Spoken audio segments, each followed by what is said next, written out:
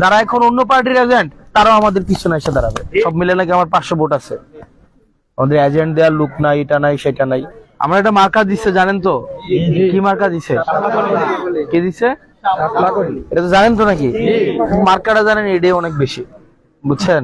ওই ব্যালটটার মধ্যে মার্কা যেটা পছন্দ হবে সুন্দর করে এটা দিয়েন। তো আমি মনে হয় মোটামুটি এই পর্যন্ত শুনলাম দেবিদ্বার আসার আগে আমি মনে হয় 500 ভোট পাবো, মানে আসার আগেই শুনতেছি বিভিন্ন জায়গায় সব মিলে নাকি আমার 500 ভোট আছে। দেবিদ্বার 500 ভোট পাইতেও নাকি কষ্ট হয়ে যাবে। না না, সারা দেবিদ্বার মিলে।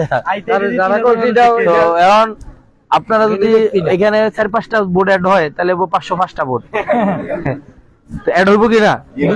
অ্যাড হবে তো, ওইটাই আমার জন্য বেশি।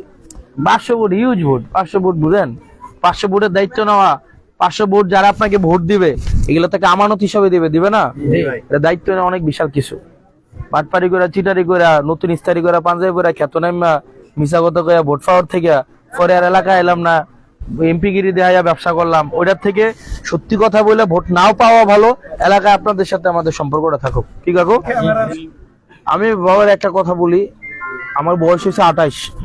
এই 28 বছরের জীবনে অনেক সম্মান আল্লাহ আমাকে দিছে, এবং যে সম্মান দিছে এটাকে ধরে রাখা, বাকি আল্লাহ যতদিন বাঁচাই থাকে এটাই অনেক বড় চ্যালেঞ্জের বিষয়। আল্লাহ যত ধরেন একটা এই গাছটার থেকে পড়লে আপনার হাত পা ভাঙবো, তাই না? আরেকটু উপর থেকে পড়লে হয়তো আরো 60টা হাত পা ভাঙবো, কিন্তু এটা অনেক পাহাড় থেকে পড়লে আপনার মরার ঝুঁকি বেশি, তাই না? কারণ আমরা আল্লাহ সম্মানের এত উপরে নিছি, ওই জায়গা থেকে যদি আমরা ভুল ক্রমে একটু পড়ে যাই, বাইসা ফেরার আর কোনো সম্ভাবনা নাই, বেজ্জুতি ছাড়ার সম্ভাবনা নেই, তাই না?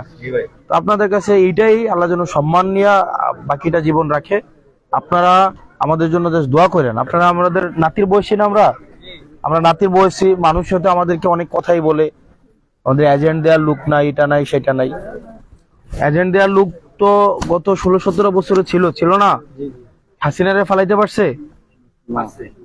এজেন্ট দেওয়ার লোক যাদের আছে, এজেন্ট দেওয়ার লোকগুলা যাদের আছে, তারা কি গত 17 বছর হাসিনারে ফালাইতে পারছে?